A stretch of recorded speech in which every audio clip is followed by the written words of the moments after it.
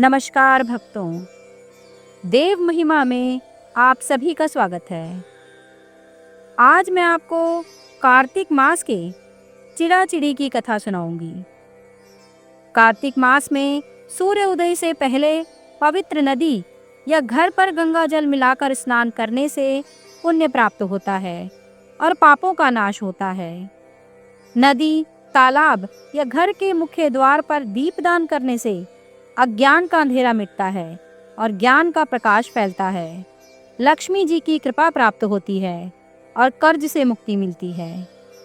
इस महीने में ब्रह्मचर्य का पालन करना, कम बोलना, निंदा या विवाद से बचना और इंद्रियां संयम में रखना महत्वपूर्ण माना जाता है।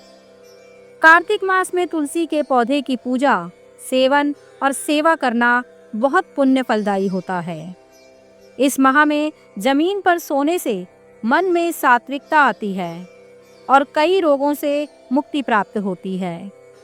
दान पुण्य करना, व्रत रखना, संकीर्तन करना और सत्यभामा की तरह पूजा करना इस मास के महत्वपूर्ण कार्य हैं।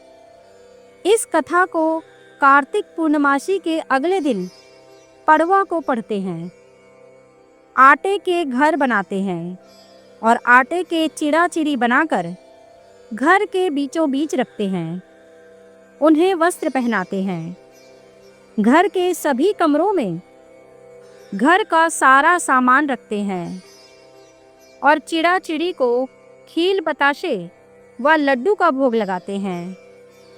इस दिन खिचड़ी बनाते हैं और घी और आम का अचार रखकर ठाकुर जी का भोग लगाकर स्वयं भी प्रसाद लेते हैं। सूखी खिचड़ी मंदिर में भी देते हैं। तो चलिए प्रारंभ करते हैं चिड़ा-चिड़ी की कथा। 4 चिड़िया थी, चारों कार्तिक नहाती थी। आई पड़वा चारों ने सोचा, चलो खिचड़ी बनाएं। एक चिड़िया चावल ले आई, एक चिड़िया दाल ले आई, एक चिड़िया घी ले आई। सबने मिलकर खिचड़ी बनाई। सबने सोचा कि पहले नहा कर आती हैं, फिर सब बैठकर खिचड़ी खाएंगी। पहले एक चिड़िया आई, उसे भूख लग रही थी। बाकी चिड़िया अभी नहीं आई थी, तो उसने खिचड़ी की भाप खा ली। दूसरी चिड़िया आई, उसने पानी पी लिया। तीसरी चिड़िया ने खिचड़ी खा ली और चौथी चिड़िया ने खुरचन खा ली। चारों चिड़िया मर गई। जिस चिड़िया ने भाप खाई थी वो राजा के घर राजकुमारी बनी। जिस चिड़िया ने पानी पिया था वो कुम्हार की लड़की बनी। जिस चिड़िया ने खिचड़ी खाई थी वो ब्राह्मण की लड़की बनी।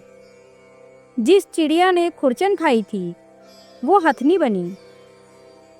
कुम्हार की लड़की राजा के यहाँ दासी बनी।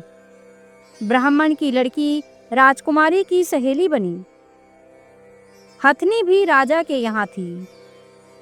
राजकुमारी को पिछले जन्म की सारी बातें याद थी। राजकुमारी का विवाह हो गया।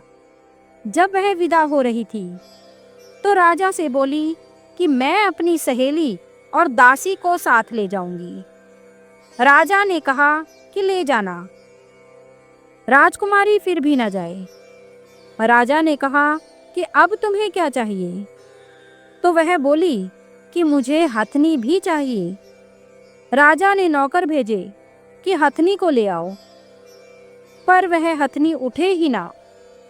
तो राजकुमारी स्वयं उसके पास गई और उसके कान में पिछले जन्म की बात कही, जिसे सुनकर हथनी उठकर खड़ी हो गई। राजकुमार यह सब देख रहा था। वह तलवार लेकर खड़ा हो गया। बोला, बता तू कौन है और हथनी से क्या बात कर रही थी? सच सच बता, नहीं तो तेरा सिर काट दूंगा। राजकुमारी ने राजकुमार को पिछले जन्म की सारी बात बता दी। राजा ने कहा कि कार्तिक नहाने का इतना फल होता है, तो हम भी जोड़े से कार्तिक नहाएंगे और खूब दान पुण्य करेंगे। तो भक्तों, आप सभी पर माता लक्ष्मी सहित भगवान श्री हरि विष्णु की कृपा बनी रहे और आप सभी का जीवन मंगलमय हो।